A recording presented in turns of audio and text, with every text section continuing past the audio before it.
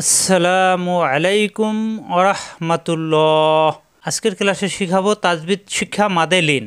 Lin অর্থ নরম করে টানা। গত পর্বে আমরা শিখেছিলাম মাদে ইয়স দুই জবরে অক্ষ হলে এক জবর বাদ দিয়ে একালিপ টানতে হয়, মাদে ইয়স। আজকের ক্লাসে শিখাবো মাদে লিন। মাদ অর্থ টেনে পড়া আর লিন অর্থ নরম করে টানা। অর্থাৎ অক্ষ করলে মাদে লিন হবে, অক্ষ না করলে মাদে লিন হবে না।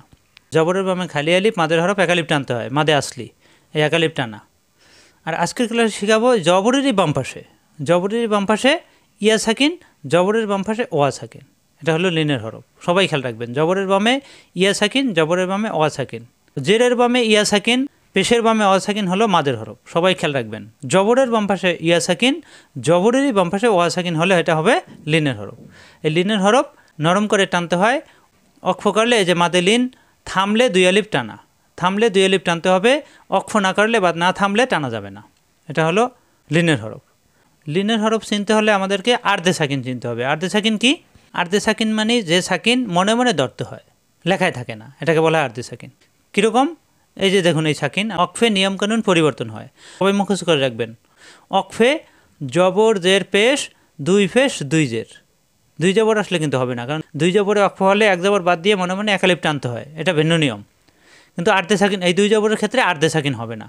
এই দুই জবর বাদ দিয়ে লাস্টের হরফে অর্থাৎ অক্ষ করলে এক জবর এক জের এক পেশ অথবা দুই পেশ দুই জের থাকলে অক্ষে এগুলো সব বাদ হয়ে যায়। বাদ হয়ে মনে মনে সাকিন ধরতে হয়। এই মনে মনে সাকিন ধরাকে বলা হয় আর্ধে সাকিন। এখানে দেখুন, মিম জবর মা, মা মেলবে ওর সাথে, মাও। জবরের বামে অসাকিন।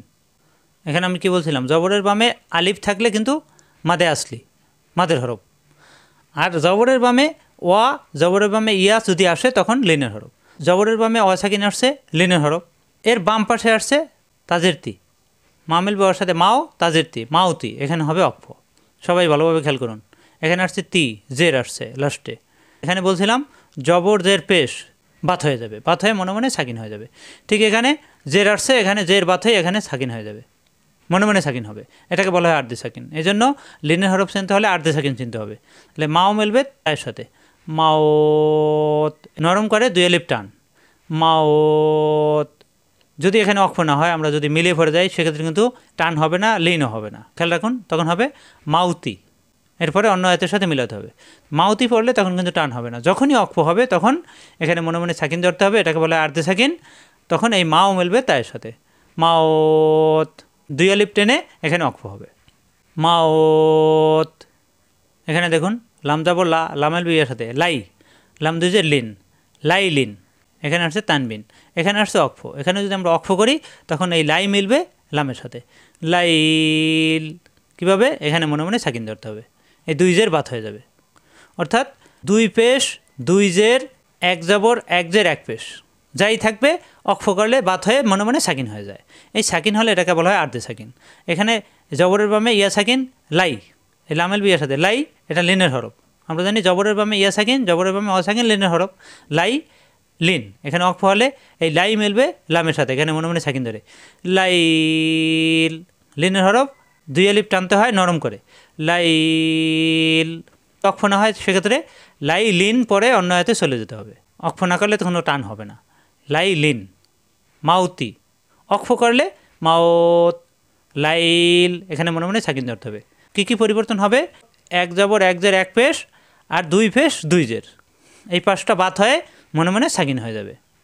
সবাই ভালোভাবে খেয়াল করুন এবং মুখস্থ করে রাখবেন। এক জবর এক জের এক পেশ, দুই পেশ দুই জের। অর্থাৎ হারকাত তানবিন বাত হয়ে এখানে মনে মনে সাকিন হয়ে যাবে। সাকিন হলে তখন দুই আলিফ টানতে হবে। লাইল দেওয়া আছে কিন্তু দুই জের বাত হয়ে গেছে, কিন্তু লাইল দেওয়া আছে এক জের বাত হয়ে গেছে। মাওত, এখানে মনে মনে সাকিন, এখানে মনে মনে সাকিন। আশা করি বুঝতে পারছেন। এই মনে মনে সাকিন দ্বারাকে বলা হয় আর্ধে সাকিন।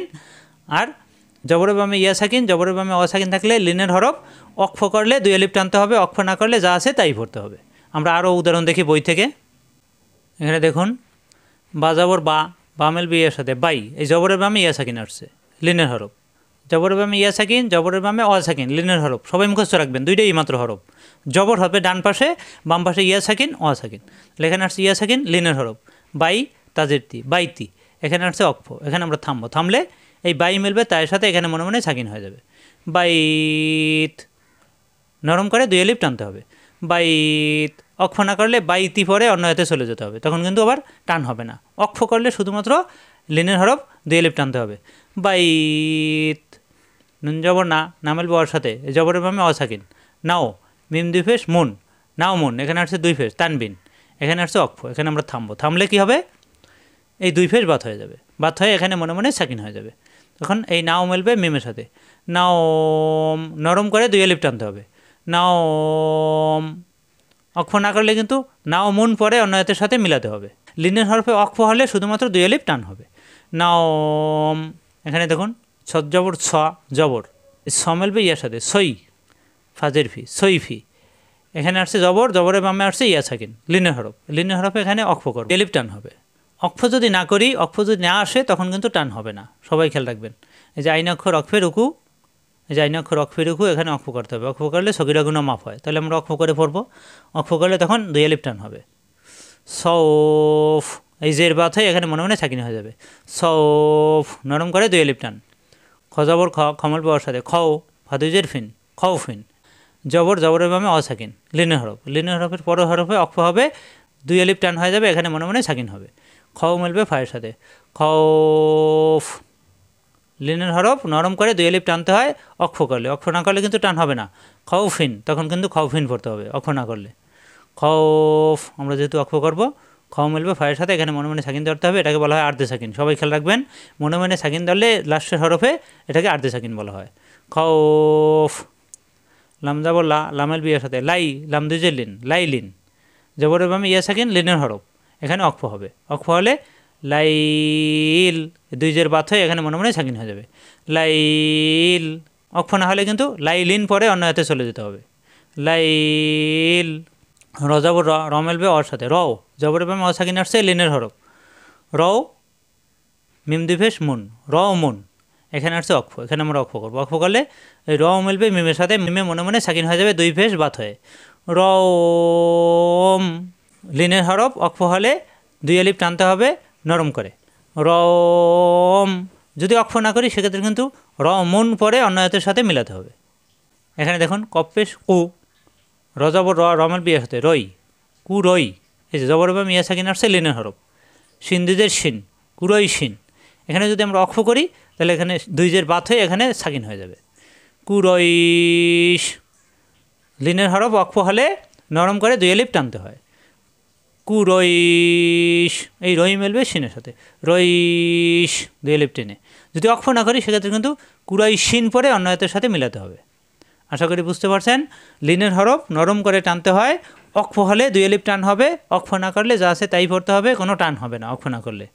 লিনের হরফ কী কী, জবরের বামে ওয়া সাকিন, জবরের বামে ইয়া সাকিন, এই দুইটা মাত্র হরফ, সবাই খেয়াল রাখবেন। আর আর্ধে সাকিন চিনতে হবে। আর্ধে সাকিন হলো লাস্টের হরফে মনে মনে সাকিন দ্বারা, এটাকে বলা হয় আর্ধে সাকিন। আশা করি বুঝতে পারছেন। আজ এ পর্যন্তই। আসসালামু আলাইকুম ওয়া রাহমাতুল্লাহ।